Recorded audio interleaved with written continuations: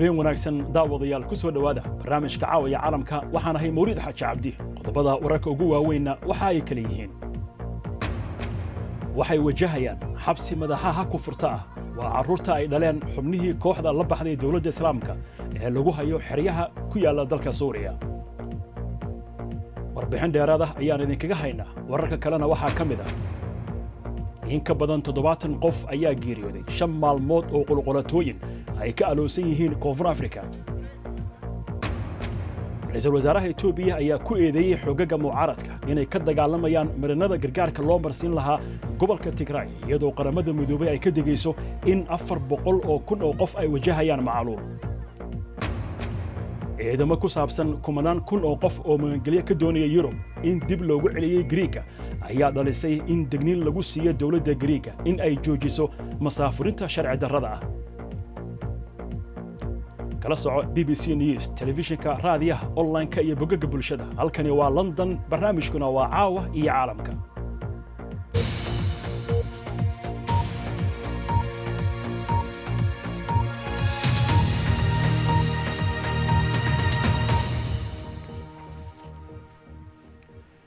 caawa waxaynu ku bilaabaynaa kumanaan carruur ajnabi ah ayaa wajahaya ku noolaanshaha xeryo iyo xabsiyo ku yaala waqooyiga bari ee Suuriya rajo yarna lagama qabo in la sii dayn doono baaritaan ay samaysay BBC-da ayaa lagu ogaaday in carruurta oo waalidkood ay taageereen kooxda la baxday dawladda islaamka laga rarayo xeryaha guryaha carruurta loona sii gudbin doono xabsiyada dadka waaweyn Britain waxay dib uga soo ceshatay halkaasi carruur farakutiris ah oo agoon ahaa Jarmalka Ireland Sweden iyo dalal kale ayaa iyaguna soo celiyay carruur iyo waalidiintood mas'uuliyiinta kurdiyiinta ee gacanta ku haya xarumahaasi lagu haya carruurta ayaa sheegay inaysan xamili karin isla markaasna kooxda IS ay qarinayaan carruurta da'doodu ka yar tahay ilaa iyo 8 sano iyagoo markaana ka dhiganaya askar Junayd Farax ayaa soo jeedinaya waxay ku xanaban yihiin Syria waa masaafadii ugu dheereed oo ay galaan carruurta dagaalyahanadii ajaaniibta ee IS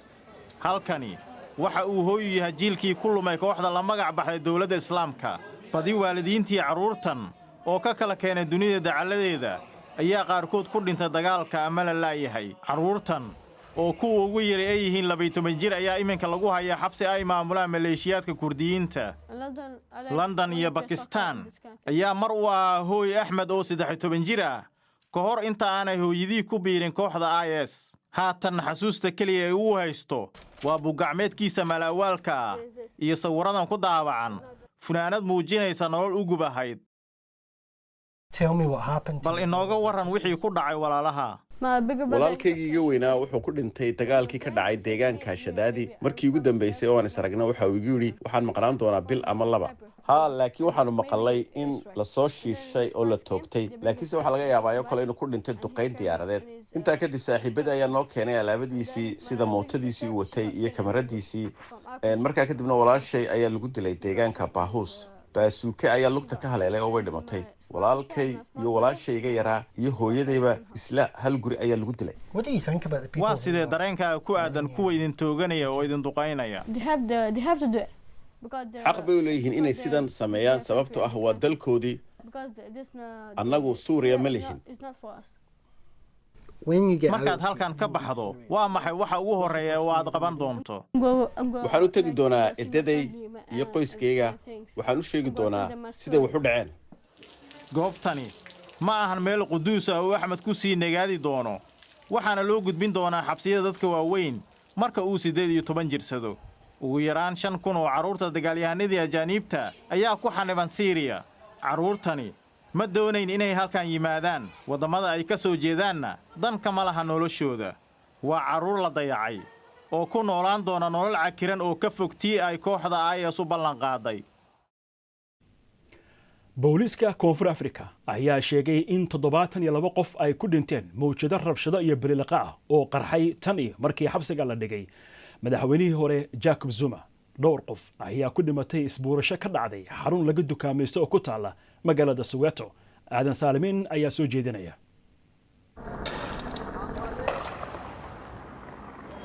magaalooyin ku yaala koonfur Afrika ayaa ololaya waxaana ku jira kuwaasi halka aanu joogno ee Soweto oo ka tirsan Johannesburg. Halkan waa xarun dukaan bilaqaystayaal ayaa wada xaalufiyay goobtan oo dhan.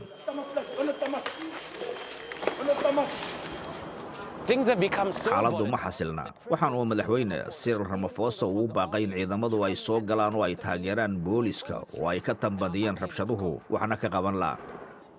haddaba sidee waxaanay ku bilowdeen? arrintani waxa ay timid markii la xiray waa Jacob Zuma madaxweynihii hore oo dhawaan 15 bilood lagu xukumay markii uu garsoorka u hoggaansami waayay iyo sidoo kale waxa uu wajahayaa eedeymo musuqmaasuq. marka laga soo tago arrimihiisa qaynuunka, Mr. Zuma weli taageero badan ayuu ku leeyahay gobolkiisa KwaZulu-Natal iyo Gauteng. taageerayaashiisa oo hab qowmiyadeed u abaabulan waxay aaminsan yihiin weerarka lagu soo qaaday Zuma inuu la mid yahay mid lagu soo qaaday qowmiyadda Zuluga. balse waxa uu ku bilowday dibadbaxyo looga soo horjeedo xarigiisa oo ka sii daray. ma jiraan hadallo liddi ku ah siyaasadda ama astaamo. waxa socdaahina waa bililiqo. way adag tahay in laga sheekeeyo waxa dhacaya sida ay ula xiriirto gaajada jirta iyo shaqo la'aanta. koonfur Afrika, sinaan la'aanta, saboolnimo iyo shaqo la'aan ayaa inta badan lagu tilmaamaa inay mar uun qarxi doonaan. dhacdooyinkii aanu aragnay maalmihii la soo dhaafay waa natiijada dhibaato bulsho iyo mid dhaqaale ee dalkan ku habsatay. waddooyinka Soweto waxay dadka magaaladu ay ka walacsan yihiin rabshadaha iyo bililiqada. waan ka xumahay maxaa yeelay dukaamadan waa kuwa aan isticmaalno. waan gaajoonaynaa. xaaladda aad ayay u xun tahay. xitaa ma jiraan tareenno. magaalada hadda ma aadi kartid. aad ayay u xun tahay maxaa yeelay shaqo la'aanta ayay kordhinaysaa. qaarkiin ma shaqeeyaan. dad kale ayaan ku tiirsannahay si ay nooga caawiyaan cuntada iyo waxyaabaha kale. marka sax ma ahan. wax kasta oo ay samaynayaan ma fiicna. shalay ayaan soo adeegan rabnay balse hadda ma garanayno meelaan aadno. ilaa inta ay rabshaduhu ka sii soconayaan dhowr magaalo oo ka tirsan Gauteng iyo KwaZulu-Natal iyo inta ay xaaladdu ka degi doonto weli ma cadda. bal imika aynu ka tagno Afrika oo aynu eegno bariga dhexe.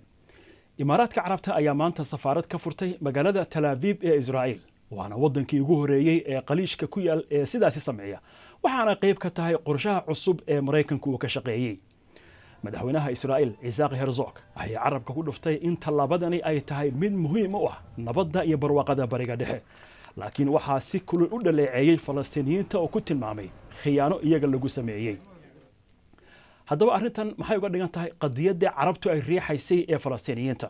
waxaa qadka magaalada Muqdisho si toos ah ugu jira Cabdiraxmaan Aadan Ruush Xadaana oo ka faalooda arrimaha bariga dhexe. Cabdiraxmaan, soo dhawow. maxay tani markaa uga dhigan tahay qadiyadaasi Falastiiniyiinta? waynu la soconnaa in muddo ay riixayeen iyo guud ahaanba xaaladda amni iyo siyaasadeed ee bariga dhexe. runtii horta sanad ka hor bay ahayd markii ay heshiiyeen waxa weeyaan imaaraadka iyo Bahrain iyo Israa'iil oo ay ugu magac dareen heshiiskii Ibrahim. way u jeedaan inay ku midaysan yihiin nabiyullaahi Ibrahim oo Muuse iyo ay ka tafirmeen nabiyullaahi Muhammad sallallahu alayhi wasallam. marka heshiiskaas waxay uga jeedeen inay iskugu yimaadaan. laakiin maanta ayay dhacday amba shalay bay dhacday markii safaaraddii ugu horeysay ay timaado oo Israa'iil ah. marka laga yimaado Masar iyo Jordan oo markii hore waxa weeyaan uga jiray carabta inay imaaraadkuna ay ku soo biireen. marka runtii waxan baa loo arkaa un khilaaf ka dhaxeeya Sacuudiga iyo imaaraadka oo imika sii xoogaysanaya ayaa imika aad loogu beegayaa imaatinka Israa'iil ay timi amba safaaradda ay ka furatay maanta oo aad moodo in ay cilaaqaadkii Sacuudiga iyo imaaraadku aad moodo inay imika aad u sii xumaanayaan. waaya Cabdiraxmaan, dhinaca kale markaynu eegno heshiiskan iyo arrintan waxay ka dambeysay dadaal uu qaaday madaxweynihii hore ee Mareykanka Donald Trump. laakiin iminka xafiiska ma joogo. marka wadamo kale oo heshiiskaasi oo Trump ka shaqeynaya laga yaabo inay ku daydaan ma jiraan mise waxaad is leedahay hore uma sii socon doono? horta runtii in Trump hawl ayuu uga jeeday oo doorashadiisa ayaad moodaysaa inuu ku xoojinayo. yuhuud fara badan ayaa waxay degan tahay Mareykanka. imaaraadkuna dhibta ugu weyn ee haysatay waxa ahayd iyadii Bahrainba inay Iran ay waxa weeyaan difaac ka gasho oo Israa'iil haddii ay soo weerarto ama nuclear ba ay yeelataba inay iskaga difaacdo. marka arrintaasi imika dagaalkii ugu dambeeyay Gaza ayaa fashilay in carabtii iyo muslimiintii weli ay nool yihiin in aanay weliba ogolayn ilaa iyo hadda dulmiga Israa'iil ay ku hayso Filistiiniyiinta guryaha ay burburinayso Masjid al-Aqsa oo ah calaamad muslimiintu ay iska leeyihiin oo kulba ay ku gardaraysanayso marka arrintaas lama oran karo dawlado kale ayaa imika ku sii kici doona inay heshiis nabadeed la yeeshaan Israa'iil arrinta Falastiiniyiinta oo soo hadal qaaday gaar ahaan Xamaas oo aan ognahay inay dagaal hubeysan Israa'iil kula jirto arrintan sidee bay u arki doontaa sidee ugu farcelin doontaa ma si jiraan dad Carbeed oo fikirka Falastiiniyiintu ay qabaan gaar ahaan Xamaas qaba in waarun maanta way ka jawaabay jihaad oo aad moodo inay bahwadaag yihiin Xamaas waxaanay ku tilmaameen khiyaano iyo dambi weyn in markaas imaaraadkii oo maanta Masjid al-Aqsa iyadoo ay weli gardaraysanayso ay Israa'iil oo dhibaateynayso iyadoo meelo badan ay burburisay iyadoo dagaalkii ugu dambeeyay Gaza ay sameeyso carruur badan ay ku leysay in maanta ceeb weeyaan bay yiraahdeen imaaraadka oo dal Carbeed oo dal muslimi waxa weeyaan Israa'iil inoo keeno marka runtii markasta way cambaaraynaysaa Xamaas laakiin Xamaas ujeedadoodu leedahay ujeedada ugu muhiimsan waxa weeyaan in dhammaan ay ka baxdo waxa weeyaan Israa'iil dhulka Filistiiniyiinta marka Xamaas oo weli dagaalamaysa Hizbullah oo Lubnaan jooga Suuriya oo ilaa iyo hadda aan la oran karin way la heshiisay Israa'iil Masar oo aad moodo inay isbedelayso la isma oran karo dad kale ayaa ku soo biiri doona Israa'iil heshiiskiisa waa hagaag aad baad u mahadsan tahay Cabdiraxmaan Xadaana oo arrimaha bariga dhexe ka faalooda ayuu ahaa qadka magaalada Muqdisho toos ugu jiray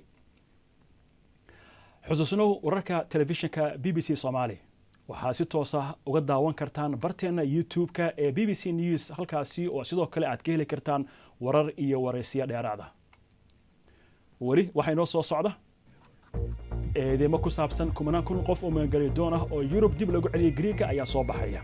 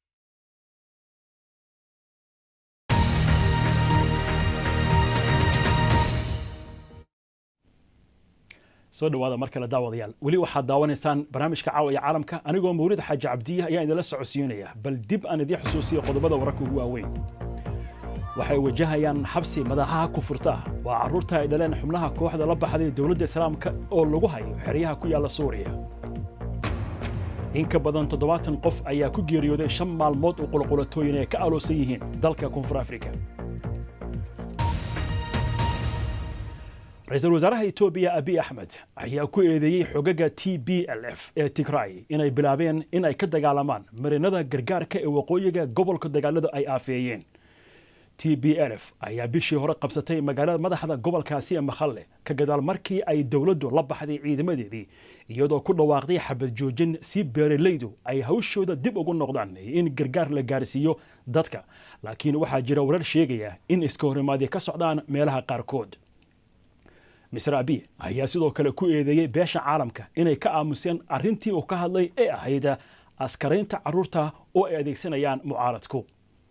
waxaa jira cabsi laga qabo in isku dhacu uu joojiyo konayada gargaarka ee gaaraysa boqolaalka kun ee qof. qaramada midoobay ayaa horaantii bishan waxa ay sheegtay in ka badan 400 oo kun oo qof oo ku nool gobolka Tigray ay macaluuli saamaysay. in ka badan 2 milyan oo qof ayaa barakacay iyadoo kumanaan kunna ay u qaxeen xeryaha qaxootiga ee Suudaan. hay-adda caafimaadka adduunka ayaa sidoo kale ka digtay helitaanka daryeel caafimaad iyadoo dagaalkuna uu saameynayo isbitaalada iyo xarumaha caafimaadka. xarumaha caafimaadka waa kuwo aan inta badan shaqayn. wararka saakina soo gaarayana waxay sheegayaan in qalabka iyo agabkii caafimaadka ee xarumaha gobolka intoodii badnayd goobaha laga qaaday iyo xitaa in qaar la burburiyey. bal markana aynu dib eegno qodobada kale ee wararka caawa ku jira. ugu yaraan 13 qof oo ay ka mid yihiin 9 Shiineys ah iyo 2 askari oo Falastiiniyiin ah ayaa geeriyooday kadib markii bas ay ku safrayeen oo shil ku galay waqooyiga Pakistan. saraakiisha ayaa sheegaya in shilka kadib uu dhacay qarax. baska ayaa sida injineero Shiinaha u dhashay oo ka shaqeynay mashruuc biyo xireen ah oo ka socda gobolka Oberkohistan. Shiinaha ayaa cambaariyay waxa ugu yeeray weerar bam oo ku talagal ah. muhaajiriinta geeriyoonaya ama ku geeriyooday iyagoo isku dayaya inay Afrika iyo Yurub iskaga gudbaan badda Mediterranean-ka ayaa ka badmay in laba jibaarmay sanadkii aynu soo dhaafnay. cilmi baaris uu sameeyay ururka caalamiga ah ee socdaalka ayaa muujinaysa in kororka ay sabab u tahay hawlaha badbaadinta ee Yurub oo dhan oo gaabis noqday heerkii loo baahnaan aan gaarin. in ka badan 100 qof ayaa naftooda ku waayay socdaalkaasi 6 bilood ugu horeysay sanadkan 2021.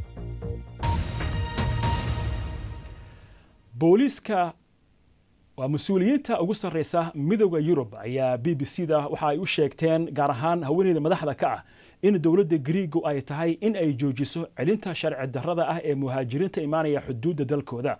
madaxa arrimaha gudaha midowga Yurub Ylva Johansson ayaa sheegtay inay aasaas fiican leeyihiin wararka sheegaya in badda iyo bariga dad laga celiyay ayna xadgudub ku tahay qayimka aasaasiga ee Yurub. kooxaha xuquuqda aadanaha ayaa sheegay in kumanyaal qof oo magangelyo ka doonaya Yurub dib looga celiyay Greega oo Turkiga la geeyay ka hor intii aan la siin fursad ay magangelyo kaga dalbadaan Greega. hadiya jeer Greega waa uu beenaya eedeymahaasi. wariyaha BBC-da Virgil Ken ayaa warbixintan ka soo diray jasiiradda Lesbos. Cismaan Cabdi Xasan ayaa soo jeedinaya. xadka aagga koonfureed ee Yurub waxaa ilaalada halkaas lagu eedeeyay inay jebiyaan qaynuunka, iyaga oo marar badan dib ugu celiyay magangelyo doonka biyaha caalamiga. ilaalada xeebaha Greega halkan waxaa ka hadlay ilaalada xeebaha Turkiga. tahriibayaasha waxaa u soo riixaysan xagga xeebta Turkiga.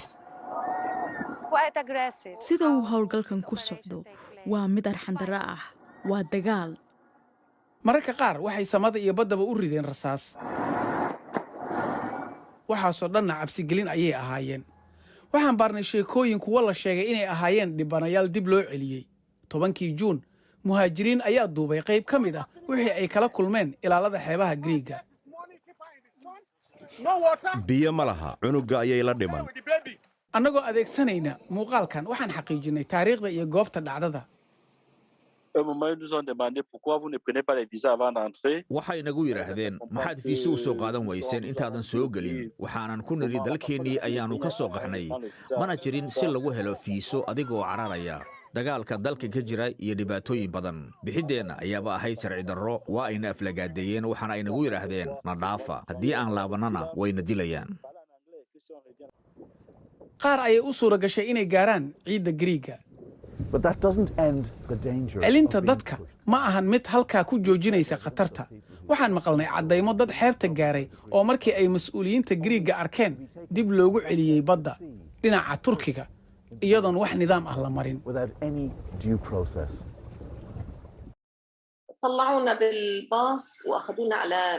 bas ayayna saareen waxayna nageeyeen dekad militari kadibna doonyo ayayna saareen waxayna ku dhoweyd 8 fiidnimo. waxaa joogay booliiska dharka buluuga xidhan iyo kamaandooska wejigu u daboolan yahay. indhaha keliya ayaan arkay qoryo ayay siteen. waxaan goobtaasi gaadhnay 5:15 daqiiqo kadibna hal doon ayay isugu kaayo keeneen. markaas ayaan xaqiiqsanay inaan badda Turkiga joogno. najma waxay sheegtay in markaa kadib la saaray doonyo yaryar oo aan matoor lahayn oo badda lagu daayay ka hor inta aysan ilaalada xeebaha Turkiga soo qaadin.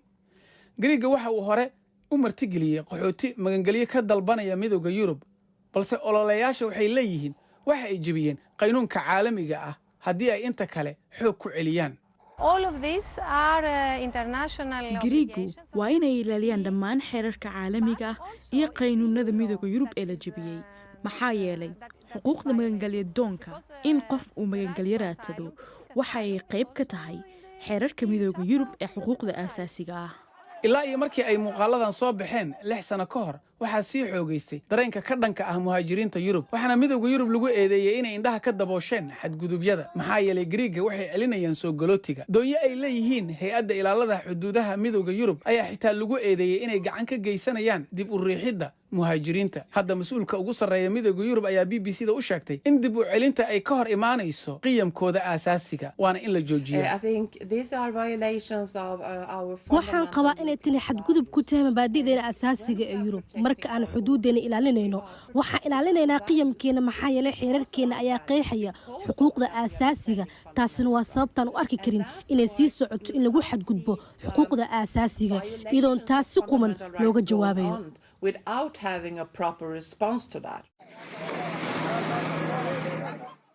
wasaaradda socdaalka iyo magangelyo doonka Giriigga ayaan waraysi ka dalbannay balse way diideen. waxayna ku celiyeen inaysan dhicin in dad dib loo celiyey. beenintaas waxaa ka hortegi kara haddii midowga Yurub ay dhab ka tahay in la joojiyo xadgudubyada ka dhacaya xuduudahooda. imikana wararkii cayaaraha. xiriirka cayaaraha kubadda cagta ee Yurub ee UEFA ayaa furay dhageysi dacwad anshax oo la xiriirta dayaca amni oo dhacay intii lagu jiray ciyaartii finalka ahayd ee koobka qaramada Yurub 2020. taageerayaasha ayaa gacan kala hadal kala hor yimid shaqaalaha amniga iyo booliiska iyagoo isku dayaya inay jabsadaan albaabada garoonka Wembley London axaddii aynu soo dhaafnay. Roger Federer oo ku guuleystay 20 mar tartanka ciyaaraha tenniska Grand Slam ayaa iskaga baxay ciyaaraha Olombikada ee Tokyo. ciyaaryahanka reer Switzerland ayaa in muddo ah ka sheeganaya jilibka. horeyna waxa uu bilada dahabka ugu guuleystay ciyaarihii Olombikada ee lagu qabtay Beijing 2008. dhinaca kalena gabadha kaalinta koowaad Britain uga jirta tenniska Johanna Conte ayaa iyaduna ka baxday ciyaaraha Tokyo kadib markii laga helay fayraska corona qof ka mid ah kooxdeeda. 70% dadka Hindiya waxay ku nool yihiin dhulka baadiyaha. waa meesha ay aad ugu dhuftay mawjadii labaad ee COVID-19 marka loo eego kii koowaad ee magaalooyinka ku badnaa. BBC-da ayaa eegaysa saamaynta dhaqaale ee safarka Hindiya oo ku yeeshay. Bidhan Daahir ayaa soo jeedinaya. tani waa waqtiga kaliya ee Sanjay Patil uu ka baxo gurigiisa. taasina waxa weeye isaga oo aan haysan wax kale oo uu sameeyo. COVID-19 ayaa burburiyey tuuladii uu deganaa.